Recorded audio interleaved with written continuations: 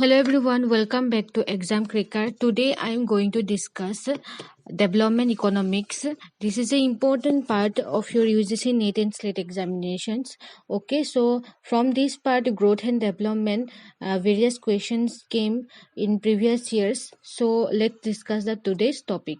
Okay, so first of all, we'd like to discuss what is the differences between economic growth and economic development. Okay, both this is very important.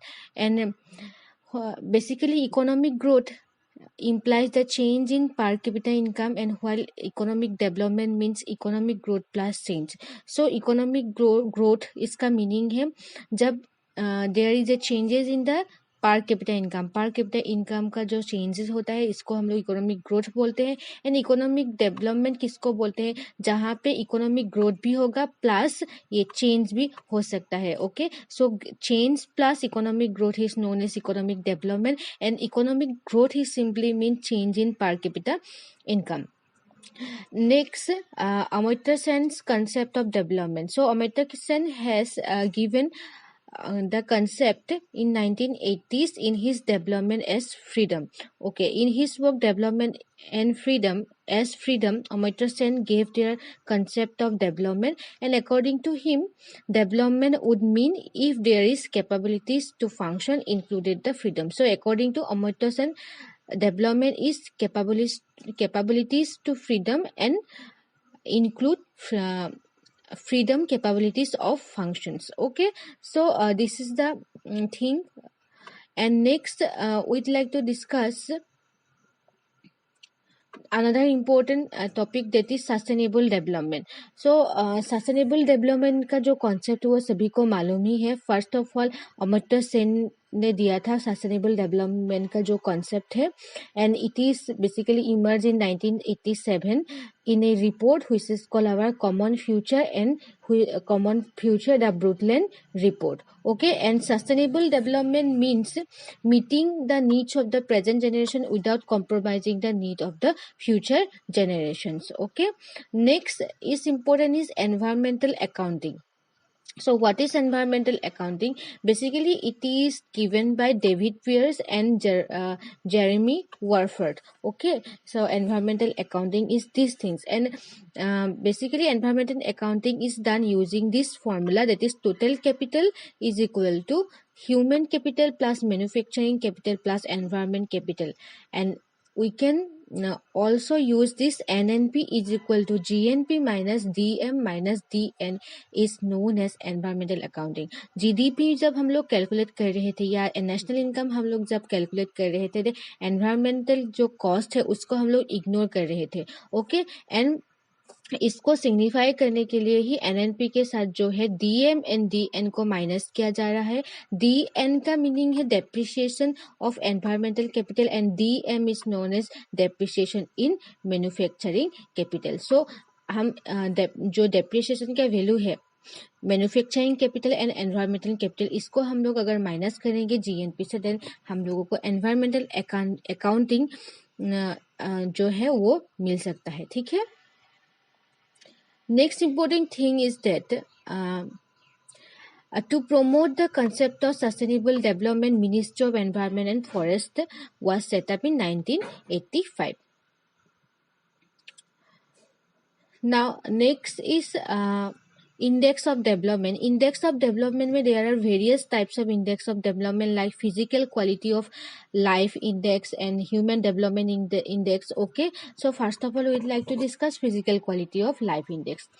Physical quality of life index is basically given by Morris D, and ये भी questions में आया था last time. Morris in 1979 में ये PQLI जो इसको हम लोग बोलते हैं ये डेवलप हुआ था. And PQLI has a 3 indicators. Number 1 is life expectancy at age 1, and infant mortality rate and literacy rate. So these are the 3 indicators which is taken into consideration while calculating the physical quality of the life index. Okay, and PQLI को हम लोग कैसे calculate करते हैं? It is calculated by PQLI is equal to life expectancy at age 1 plus infant mortality rate plus literacy, and इसको हम लोग 3 से डिवाइड कर सकते हैं. So what is the demerits of this index? Okay, it has been considered to be limited measures, and it is arbitrary weights are taken, and this index does not tell about how social structure is changes. Now, next important thing is Human Development Index. Human Development Index Amartya Sen and Mahbubul Haq in 1990 में ये develop हुआ था, and it is publish by UNDP. Human development का concept जो है, जो indicator है, वो पुराना इंडिकेटर आप लोग अगर पढ़ेंगे देन ये काम नहीं आएंगे, ठीक है. सो ह्यूमन डेवलपमेंट का जो नया इंडिकेटर है, ये मैं थोड़ा डिस्कस कर देती हूँ. ह्यूमन डेवलपमेंट का जो नया इंडेक्सेस है वो है a long and healthy life, access to knowledge, and a decent standard of living. ठीक है. So these are the indicator, these are the dimension. long and healthy life के लिए हम लोग लाइफ एक्सपेक्टेंसी एट बर्थ को calculate करते हैं. Access to knowledge को कैलकुलेट करने के लिए हम लोग लेते हैं mean year of schooling and expected years of schooling, and in दोनों को मिला के हम लोग एजुकेशन इंडेक्स कैलकुलेट करते हैं. And next life expectancy at birth और the decent standard of living के लिए हम लोग क्या कर सकते हैं, GNI per capita. Okay, GNI per capita को हम लोग कैलकुलेट करते हैं. सो ऐसे हम लोग ह्यूमन डेवलपमेंट इंडेक्स को कैलकुलेट कर सकते हैं with the help of this 3 dimension. फिर से मैं बोल देती हूँ, a long and healthy life, इसको कैलकुलेट करने के लिए life expectancy at birth, access to knowledge calculate करने के लिए mean years of schooling, and decent standard of living को कैलकुलेट करने के लिए GNI पर कैपिटा को यूज किया जाता है. Okay, next thing is that ये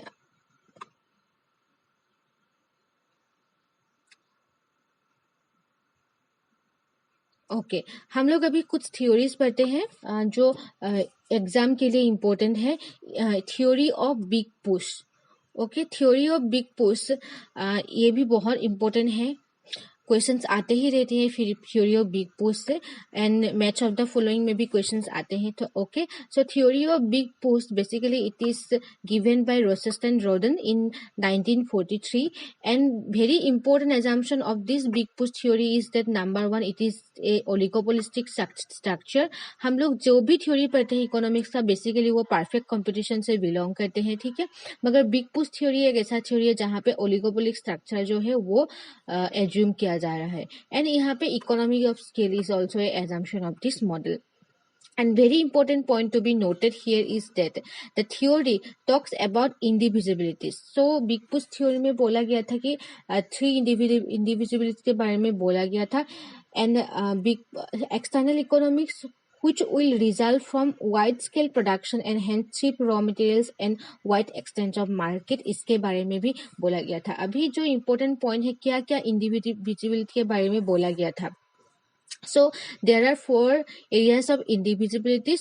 Number 1 is production indivisibilities. Production indivisibilities basically states that there is a initial capital requirement should be high. So production indivisibilities में बोला गया है कि हम लोग जब इन्वेस्ट करेंगे इनिशियल कैपिटल रिक्वायरमेंट जो है वो बहुत ज़्यादा हाई होना चाहिए, ठीक है. And next one is demand indivisibilities. Demand indivisibilities में बोला गया है कि it suggested investment in a number of ventures at the same time would be profitable. So हम लोग different ventures में अगर हम लोग investment करेंगे then it will be profitable for the producer.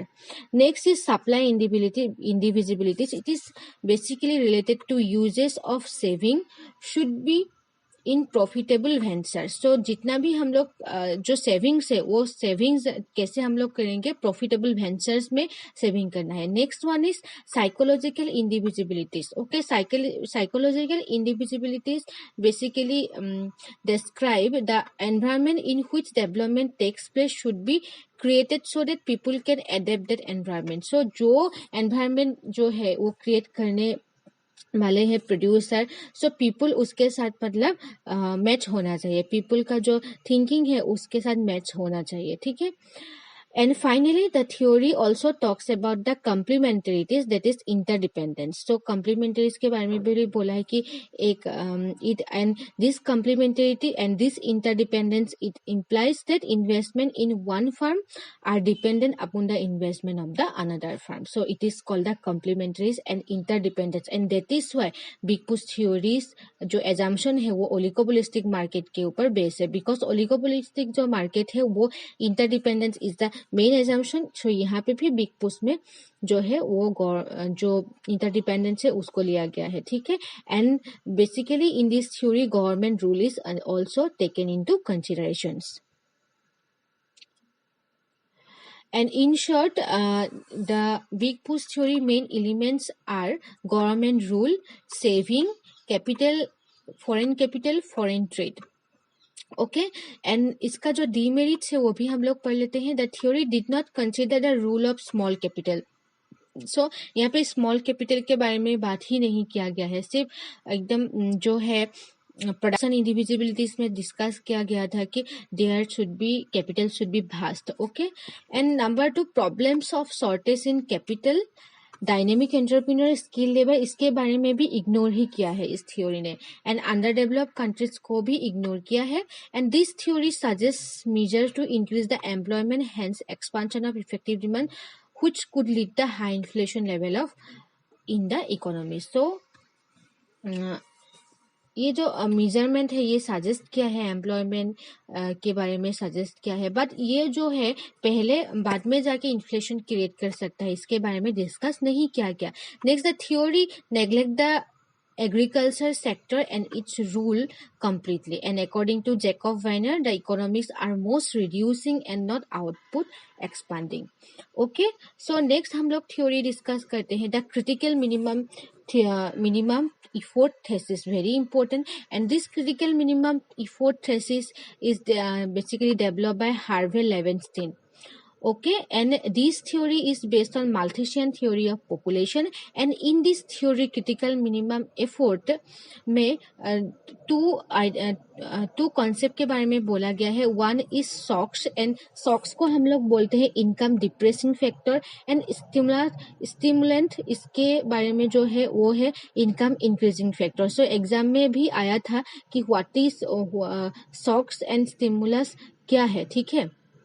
So shock is in income depressing factor and stimulants it's income increasing factor. इसके बारे में आप लोगों को याद रखना है.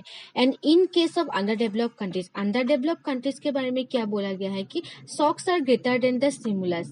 जब हम लोग underdeveloped countries के बारे में डिस्कस करते हैं, then critical minimum effort theory describe that shock is greater than the stimulus, and for the developed country के लिए shocks are less than stimulus. So very important point. Now another important thing is that stimulant in an economy depends upon, जो stimulant के बारे में हम लोग बात करते हैं जो income increasing factor है, ठीक है, ये जो है वो 3 factors के ऊपर dependent है. attitude of the people and motivation, activities of the growth agent, and creation of the positive sum incentive. Okay, so people का जो attitude है वो क्या है, जो growth agent है वो क्या है, innovators, producers, and जो creation of positive sum incentive है वो क्या है, उसके ऊपर जो डिपेंड करके स्टिमुलेंट इन तीनों के ऊपर डिपेंड करते हैं, ठीक है. एंड जो क्रिटिकल मिनिमम एफर्ट है ये जो है ये डिस्करेज किया है जीरो सम इंसेंटिव के ऊपर. ये सिर्फ give importance to the positive sum incentive. Okay, and Leibenstein basically talks about 2 type of incentive in underdeveloped countries, and जो इंसेंटिव है वो है zero sum incentive and positive sum incentive. अभी हम लोगों ने डिस्कस किया है, ठीक है. And according to Leibenstein, income depressing factor are as follow. अभी क्या क्या इनके इनकम डिप्रेसिंग फैक्टर हो सकता है, लाइक शॉक्स क्या क्या हो सकता है, लाइक एंटरप्रेन्योरियल एक्टिविटी हो सकता है, conservative attitude of the labour class हो सकता है, reluctant to accept new ideas हो सकता है, expenditure influence by conspicuous consumption and demonstration effect, population and unlimited supply of labor, high capital output ratio. So exam में अब आप लोगों को आ सकता है कि according to critical minimum effort, yeah, according to Levenstein, which of the following is called SOX or which of the following is known as income depressing factor. So ये जो है ये आप लोगों को ऑप्शन दिया जाएगा. ऐसा क्वेश्चन बाद जो है प्रीवियस क्वेश्चन में भी आ चुका है. Okay And according to critical minimum effort to promote the growth, following are the important factors: expansion of growth as in creation of economic opportunities, expansion of secondary and tertiary sectors, and creation of social environment and internal peace and internal cooperations.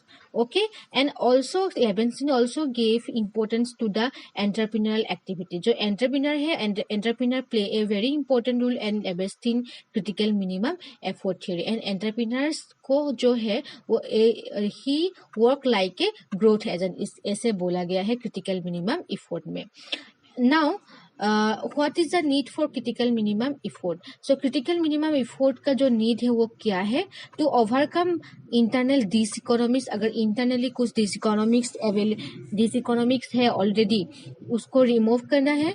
For achieving balanced growth. So ये जो theory हो balanced growth को believe कर रहे थे वो भी important है.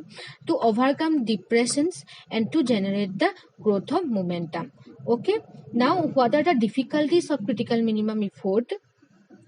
Difficulties are lack of entrepreneur, limited investment opportunities, deficiency of capital and scarcity of resources. And these are the demerits. Demerits क्या है? गवर्नमेंट जो रूल है उसको इतना ज़्यादा कंसिडर नहीं किया गया. यहाँ पे एंटरप्रेन्योर का रूल को ही कंसिडर किया गया था.